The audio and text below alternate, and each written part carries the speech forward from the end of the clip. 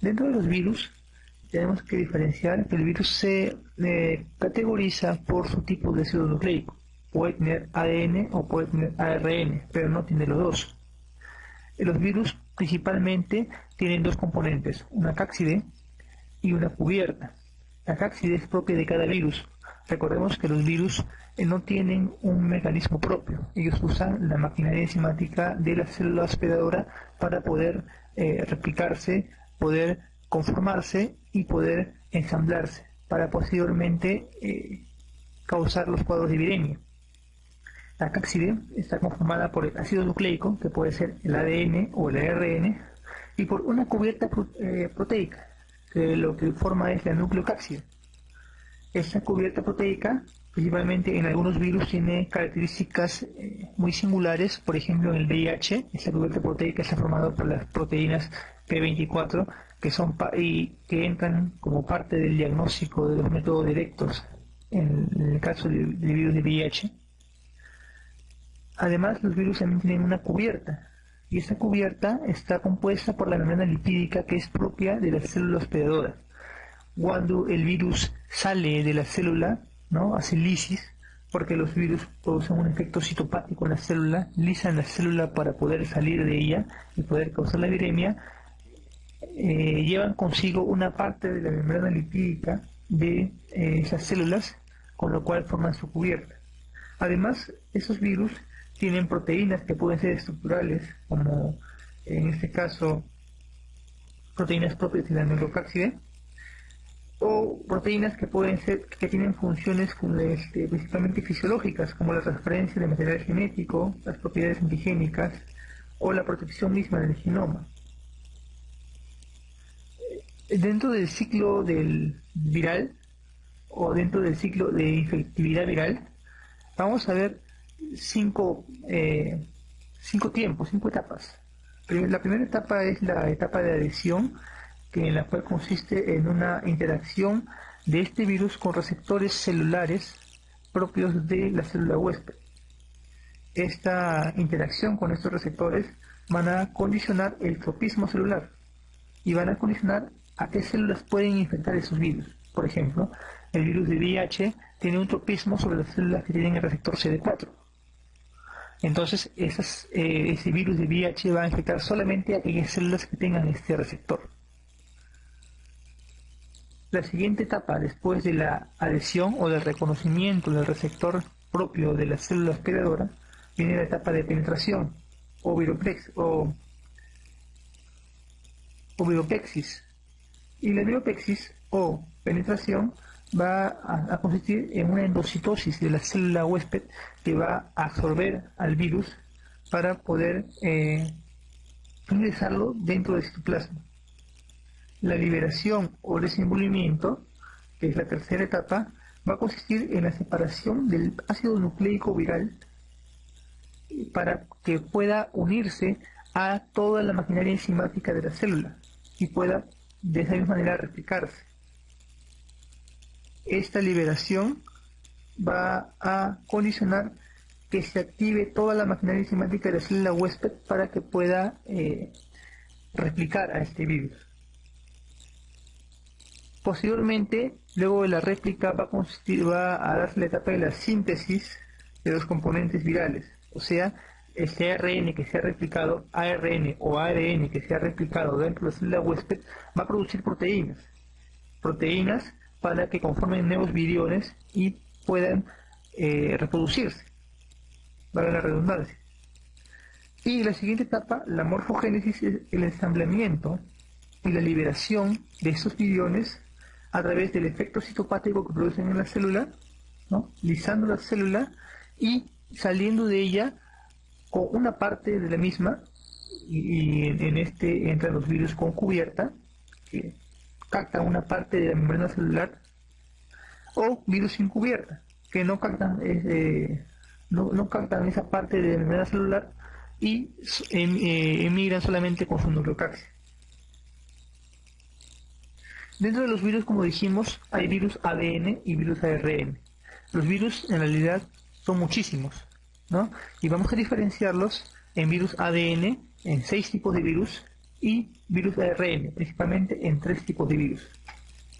Los virus ADN vamos a ver 6 tipos: los parvovirus, los papovavirus, los poxvirus, los herpesvirus, los epapnavirus y los adenovirus. ¿Cómo lo recordamos? Con la siguiente mnemotecnia: HIP, HIP, HIP, EPA. El primer HIP, el parvovirus; el segundo HIP, papovavirus; el tercer HIP, poxvirus. EPA, herpesvirus, epapnavirus y adenovirus. ¿Por qué es importante recordar el parvovirus? Principalmente en las infecciones pediátricas, ¿no? El eritema infeccioso, esta enfermedad causada por el parvovirus B19, ¿no? Es un tipo de parvovirus y es el motivo por el cual debemos recordar a este virus ADN. ¿Por qué recordar al papovavirus? Bueno, el papovavirus, dentro de él está enmarcado los papilomavirus y los poliomavirus. El papilomavirus lo tenemos principalmente en lo que son los condilomas y lo que son los cánceres o las neoplasias cervicales, principalmente las neoplasias cervicales dadas por el 16 y el 18, los condilomas dados principalmente por el 6 y el 11, y las neoplasias nasales, principalmente dadas por los tipos 16 y 51. ¿Y por qué recordar los poliomavirus? Los poliomavirus enmarcan un tipo de virus llamado virus JC. Ese virus es bastante frecuente en lo que son los pacientes con VIH en estadio SIDA y causan lo que es la leucoencefalopatía progresiva multifocal. Principalmente entonces recordemos el papovavirus por los papilomas, que marcan a los condilomas y al cáncer de cervix, y a los poliomavirus que causan la leucoencefalopatía multifocal progresiva. ¿Por qué recordar el poxvirus? Bueno, como parte de la historia, recordarlo por el virus de la viruela y actualmente por el molusco contagioso, ¿no? Que es una enfermedad de transmisión sexual, dicho sea de paso. Los herpesvirus son los virus tal vez más recordados, más conocidos. Aquí tenemos a los herpesvirus tipo 1 y tipo 2, que causan lo que son las infecciones herpéticas bucales y las genitales. Aquí tenemos a los virus de la varicela y del herpes zóster. Tenemos al virus del sarcoma de Kaposi, tenemos al virus del exantema súbito, y como parte de ellos también tenemos el virus de Epstein-Barr. Los epapnavirus, ¿no? Vamos a recordar al epapnavirus por el virus de la hepatitis B, también enfermedad de transmisión sexual. Y a los adenovirus vamos a recordarlos porque son los causantes de la mayor cantidad de patologías en la edad pediátrica, como son la diarrea aguda infantil, la queratoconjuntivitis y la fiebre adenofaringoconjuntival. Los ARN virus. Los ARN virus podemos recordarlos principalmente por su conformación o por su forma. Tenemos a las que son de forma helicoidal, a los que son de forma compleja y a los que son de forma icosaédrica. Vamos a recordar primero a los que son las de forma icosaédrica. Los que tienen forma icosaédrica pueden tener cubierta o no. Esto ya depende de su liberación de la célula hospedadora. Los virus con cubierta recordemos solamente a uno, al togavirus o virus de la rubiola, enfermedad exantemática de la infancia. Es importante recordarla por ese motivo. Es un virus, recordemos, ARN virus, el togavirus o virus de la rubiola. Y a virus sin cubierta, recordemos esta mnemotecnia, PCR, los picornavirus, los calicivirus y los reovirus. Los picornavirus enmarcan 2 virus que tenemos que conocer: los rinovirus, que causan el resfriado común, y los enterovirus, que causan la mayor cantidad de meningitis aséptica o meningitis virales. La mayor cantidad de meningitis virales son causadas por enterovirus, y los enterovirus pertenecen a la familia de los picornavirus. Dentro de los enterovirus tenemos el virus de la polio, ya casi extinto, ¿no? Pero que entra parte de la vacunación, del esquema de vacunación nacional, a los Coxsackie virus tipo A y tipo B, y en los Coxsackie recordemos 2 enfermedades, la angina y el síndrome mano-boca-pie. Tenemos los ecovirus, muy conocidos por la película de House, ¿no? Donde encontramos una meningitis por ecovirus, y los enterovirus previamente dichos, que son los causantes de la meningitis aséptica. Dentro de los calicivirus vamos a recordar al virus del Normal o de la hepatitis E, ¿no? Es un virus que se transmite a nivel oral. Y dentro de los reovirus recordemos uno muy importante, el rotavirus, principal agente de la diarrea viral. Para recordar los virus helicoidales. Los virus helicoidales, vamos a recordarlos, son los bungevirus, los ortomixovirus, los paramixovirus, los lactovirus y los filovirus. Tal vez los nombres, al escucharlos por familias, no los recordemos, pero vamos a recordarlos cuando los revisemos. Los bungevirus principalmente están ligados a lo que es el hantavirus. Recordemos que hubo un caso de hantavirus en Iquitos, ¿no? Y es un cuadro de notificación a nivel mundial. Y el hantavirus transmitido principalmente por roedores que causan la fiebre hemorrágica. Los ortomixovirus, principalmente recordamos acá el virus de la influenza A, B y C. ¿Cuál es la más frecuente? La A. ¿Cuál es la que causa las pandemias? La A. Entonces, ¿cuál estuvo relacionada principalmente con la última pandemia que hubo del virus de influenza A H1N1? El A. Entonces es importante recordar los ortomixovirus porque también hay una vacuna anual, que es la vacuna contra la influenza, ¿no? Que se coloca a pacientes en edades extremas, ancianos y niños, ¿no?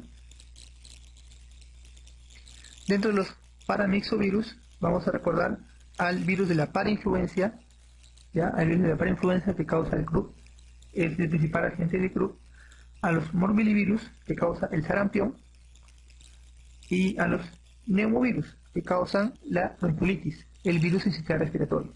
Tres tipos de virus a recordar en los paramixovirus: el virus de la parainfluenza que causa el croup, el morbillivirus que causa el sarampión y el virus sincicial respiratorio que causa la bronquiolitis en los niños o los infantes de 3 a 6 meses. Dentro de los lactovirus tenemos al virus principalmente el virus de la rabia. Y dentro de los filovirus tenemos al virus de la enfermedad que es conocida como la enfermedad más peligrosa viral a nivel mundial, que es el virus del ébola. Dentro de la clasificación de los virus ARN de estructura compleja tenemos a 4 tipos de virus. Y recordemos por la palabra phase, ¿no? Todos tienen su phase, ¿no? Entonces todos leen su phase y recordémonos con esta palabra, phase. Phase de fase en inglés, F de flavivirus, y aquí tenemos a los virus que se contagian por artrópodos, ¿no? Tenemos al virus del dengue y al virus de la fiebre amarilla. Dentro de los arenovirus tenemos a la fiebre del Lassa. Los coronavirus tenemos al virus del SARS y los retrovirus muy conocidos por el virus del VIH, pero también hay otro virus que es el oncovirus que causa el HTLV1 y HTLV2, principalmente ligados a lo que son la paraparesia espástica tropical. Dentro de los fármacos, vamos a tener 3 tipos de fármacos antivirales: los fármacos antiherpéticos, los fármacos antigripales y otros tipos de fármacos. Los fármacos antiherpéticos de repente son los más difundidos y los más conocidos. Tenemos aquí principalmente el aciclovir, el ganciclovir y el foscarnet. El aciclovir principalmente es un análogo de la guanidina, quiere decir que inhibe la ADN polimerasa del virus y disminuye su replicación. Al inhibir este enzima que produce la replicación del virus, disminuye su replicación, valga la redundancia. El aciclovir puede ser utilizado tanto en pacientes con herpes, con varicela zoster, se puede utilizar en el embarazo y sus principales contraindicaciones sus principales efectos adversos van a ser la nefrotoxicidad y la neurotoxicidad. El ganciclovir es un antiherpético bastante utilizado en pacientes con VIH que tienen infección por citomegalovirus. Sus principales efectos adversos es que causan trombocitopenia y neutropenia. Y el foscarnet es un antiviral antiherpético que se usa en estadios finales cuando hay resistencia tanto al aciclovir como al ganciclovir. Y se puede utilizar también para inhibir la transcriptasa inversa en el virus VIH tipo 1. Los antigripales, principalmente acá tenemos dos tipos. Uno, los inhibidores de la neuroaminidasa, o sea, el oseltamivir y el zanamivir. El oseltamivir bastante recordado por su presentación comercial, el Tamiflu, que se utilizó bastante en la última pandemia del AH1N1, la influencia AH1N1. Pero también tenemos otros tipos de virus, otros tipos de fármacos antigripales, que son los que bloquean los canales M2 de la membrana de los virus, y estos son la amantadina y la rimantadina. ¿Cuál es la diferencia entre ambos? Primero, la amantadina y la rimantadina solamente atacan el virus tipo A en la influenza. El oseltamivir y el zanamivir atacan el tipo A y el tipo B. Después, la amantadina y la rimantadina causan rápida resistencia al virus de la influenza, cosa que no lo hacen el oseltamivir y el zanamivir. Y la amantadina y la rimantadina causan mucho más efectos adversos. Entonces, muchas más ventajas para los virus inhibidores de la neuroaminidasa, o sea, el oseltamivir y el zanamivir. Como recordamos a estos cuatro fármacos antigripales por la neumonía rosa de rimantadina, oseltamivir, zanamivir y amantadina. Otros tipos de antivirales. Tenemos al interferón, ¿no? El interferón, que puede ser el interferón alfa, beta o gamma. Principalmente utilizado en patologías, el interferón alfa, en patologías como la hepatitis B o la hepatitis C crónica. El interferón beta, principalmente utilizado en la hepatitis C. Y otro fármaco más, la ribavirina, utilizado bastante en las infecciones por virus del sistema respiratorio y infecciones por virus de la hepatitis C. Eso asociado con interferón beta. Repasemos los herpes virus, que son tal vez los virus más preguntados en los exámenes de salud y de NAM. Dentro de los herpes virus tenemos al simplex virus, al varicelovirus, al citomegalovirus y a otros herpes virus. El virus simplex virus, ¿no? El virus del herpes simple, puede ser de dos tipos, tipo 1 y tipo 2. Causan principalmente lo que son las lesiones faciales, lesiones bucales o genitales. ¿Cuál causa cada tipo de lesión? Los dos pueden causar tanto lesiones bucales como lesiones genitales, pero el más frecuente que causa lesiones bucales o bucofaciales va a ser el tipo 1. La prima infección por tipo 1 es la gingivostomatitis herpética y la recidiva de la misma es el herpes facial. La prima infección del tipo 2 a nivel genital va a ser dado por lesiones bilaterales en genitales externos. Es importante recordar que los virus del herpes simple tipo 1 y tipo 2 no se van a eliminar, van a quedar en un estado latente dentro del cuerpo de por vida. ¿Cómo funciona esta patogenia de este virus? El virus va a penetrar por mucosas o por rosaduras a nivel del cuerpo, va a migrar a nivel de las neuronas ganglionares y va a mantenerse a ese nivel. Y cuando la inmunidad baja o cuando hay exposiciones a rayos ultravioleta o a un trauma cutáneo, ese virus puede reflorar. Es por eso que encontramos personas que pueden tener varios eventos o varias recidivas de herpes facial, porque sean por lesiones traumáticas, sean por exposición a mucho sol, o sea por inmunodeficiencia, pueden presentarse estas recidivas. Entonces recordemos que es pregunta de examen. La primera infección de herpes virus de tipo gingivostomatitis herpética va a ser principalmente por tipo 1, pero también puede darse por tipo 2. Y la primera infección en lesiones genitales va a ser principalmente dada por el tipo 2, pero también puede darse por el tipo 1. Dentro de lo que es el varicelovirus tenemos a dos patologías, la varicela y el herpes zóster. La varicela, digamos, se va a tocar más ampliamente en la parte de pediatría, y el herpes zóster, que principalmente se trata de lesiones vesiculares que enmarcan un dermatoma, ¿no? Con cuadros dolorosos, cuyo tratamiento principalmente consta en aciclovir sistémico. Los citomegalovirus, principalmente involucrado en lo que es la infección congénita, ¿no? Y en el síndrome mononucleósico con anticuerpos heterófilos negativos. También es bastante dado, bueno, el síndrome mononucleósico con anticuerpos heterófilos negativos se da principalmente en lo que es la mononucleosis infecciosa no Epstein-Barr positivo, donde sí es el citomegalovirus el principal agente causal. Pero también puede haber infecciones por citomegalovirus en pacientes VIH positivo en estadio SIDA. Y estas lesiones o estas patologías se van a dar principalmente por cuadros de retinitis o cuadros de esofagitis. Otros tipos de virus son los virus de tipo 6, ¿no?, que causa la roceola o exantema súbito, y el tipo 8 que causa el sarcoma de Kaposi, principalmente en pacientes VIH positivos. Pero tenemos otro tipo de virus, que son los linfocriptovirus. Y dentro de esa categoría, que también pertenece a lo que es el virus del herpes simple, va a estar el virus del Epstein-Barr. Y el virus del Epstein-Barr va a causar el síndrome mononucleósico con anticuerpos heterófilos positivos. Esto es la mononucleosis infecciosa.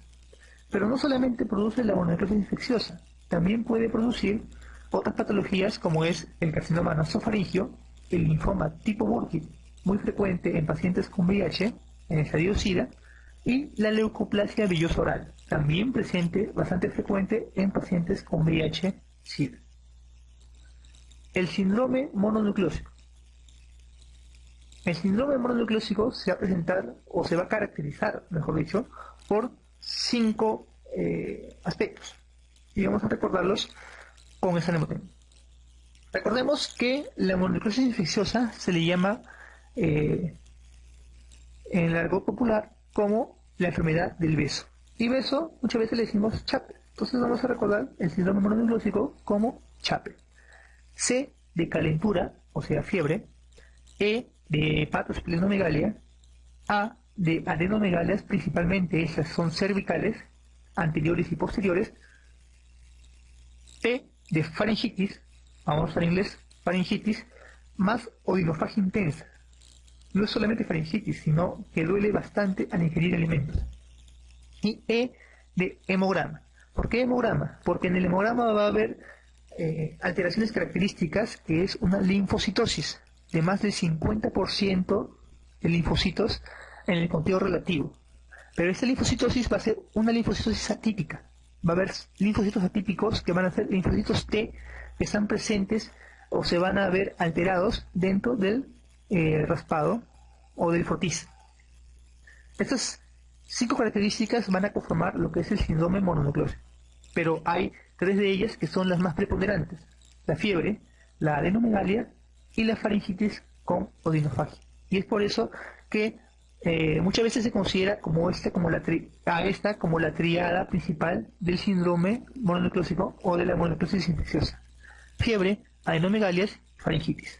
Pero recordemos que también se encuentra la hepatosplenomegalia como parte del compromiso del res y alteraciones en el hemograma. Como dijimos, el síndrome mononucleósico puede caracterizarse por anticuerpos heterófilos positivos o anticuerpos heterófilos negativos. Si es un positivo, estamos frente a una infección por Epstein-Barr, una mononucleosis infecciosa. Y esto se puede dar por la reacción de Paul-Bunel. Si estamos frente a anticuerpos heterófilos negativos, tenemos una gama de diagnósticos diferenciales. Tenemos el más frecuente, que es el citomegalovirus, tenemos al toxoplasma, tenemos a la hepatitis viral, tenemos también a lo que son la rubiola, las leucemias, los linfomas y la primera infección por VIH. Es tan frecuente este síndrome mononucleósico en prima infección por VIH que ya ha tomado un nombre propio y se le llama síndrome retroviral agudo. Y es por eso que en un paciente joven, soltero, que tenga un síndrome mononucleósico con anticuerpos heterófilos negativos, siempre se solicita prueba de ELISA para VIH. Algunos aspectos que pueden diferenciarlo de la mononucleosis infecciosa por Epstein-Barr va a ser, por ejemplo, en el citomegalovirus, ¿no?, presenta una esplenomegalia de menor intensidad que en la mononucleosis infecciosa. En el toxoplasma, las adenopatías principalmente son cervicales posteriores y no presenta faringitis, a diferencia de la monoclosis infecciosa. En la hepatitis viral, el compromiso de las transaminasas es mucho más elevado que en la monoclosis infecciosa. En la rubiola, las adenomegalias son principalmente suboccipitales o retroauriculares y presentan un rash característico que hace el diagnóstico de la rubiola. Y bueno, dentro de la primera infección por VIH, este síndrome retroviral agudo, el diagnóstico principalmente se va a dar por PCR del ARN viral. Recordemos que durante esa etapa del síndrome retroviral agudo es un periodo de ventana. Entonces, las pruebas serológicas como el ELISA o el Western blot van a ser negativas en estos pacientes con primera infección por VIH. Para la infección por la mononucleosis, principalmente la primera infección, vamos a observar la inmunoglobulina M, ¿no? Anticaxidiviral, antígeno de caxidiviral positivo o elevado, o los antígenos nucleares, el anti-EDNA, esto que se eleva entre las 3 y las 6 semanas post-infección. El tratamiento del síndrome mononucleósico principalmente es sintomático. Pasamos a algunas preguntas de lo que ha propuesto ENAM y de salud en los últimos años. La gingivosomatitis herpética es la forma clínica más frecuente de la infección primaria debida a. Recordemos que la gingivosomatitis herpética es dada por los simples virus, y los simples virus pueden causar lesiones bucofaciales o lesiones genitales, tipo 1 y tipo 2. Y cualquiera de estas dos puede causar una gingivosomatitis herpética. Pero ¿cuál es el más frecuente? El tipo 1. El sarcoma de Kaposi es producido por, recordemos que el sarcoma de Kaposi, que se presenta en pacientes con VIH, ya en estadio SIDA, principalmente se va a dar por el herpes tipo 8. Un varón de 20 años que nota lesiones eritematosas, ruliginosas y dolorosas en la región escrotal, antecedentes de relaciones sexuales hace 5 días, y el examen clínico presencia de vesículas y úlceras eritematosas en bolsa escrotal. ¿Cuál es el diagnóstico? Aquí nos enmarcamos dentro de lo que es el síndrome de úlcera genital en las enfermedades de transmisión sexual. Y cuando encontramos unas lesiones dentro de este síndrome, tenemos 3 patologías: herpes, sífilis y chancroide. Pero la sífilis y el chancroide van más para úlcera, y más para vesícula va lo que es el herpes viral. Y el herpes genital principalmente está dado por el herpes tipo 2. ¿Cuál es la lesión dérmica del herpes zóster no complicado? Bueno, el herpes zóster no complicado es la vesícula que se extiende a nivel de un dermatoma. Recordemos que ya en pacientes con VIH ya no solamente un dermatoma, ya compromete varios dermatomas, y a eso le llama herpes zóster complicado. ¿Cuál es el diagnóstico de mononucleosis infecciosa por virus de Epstein-Barr? Incluye, aquí recordémonos del síndrome mononucleósico, recordémonos del CHAPE, ¿no? El CHAPE, recordemos, calentura, hepatoplenomegalia, adenopatías, faringitis con odinofagia y hemograma. Pero recordemos que de ahí, en la parte clínica, usan una triada, que es fiebre, que es faringitis y que es adenopatías o adenomegalias. La infección por virus de Epstein-Barr se ha asociado a los siguientes procesos neoplásicos malignos. Recordemos que el Epstein-Barr causa la mononucleosis infecciosa con anticuerpos heterófilos positivos, pero también causa otras patologías, como son el carcinoma nasofaringio y el linfoma de Burkitt y la leucoplasia villosa oral. Clave C.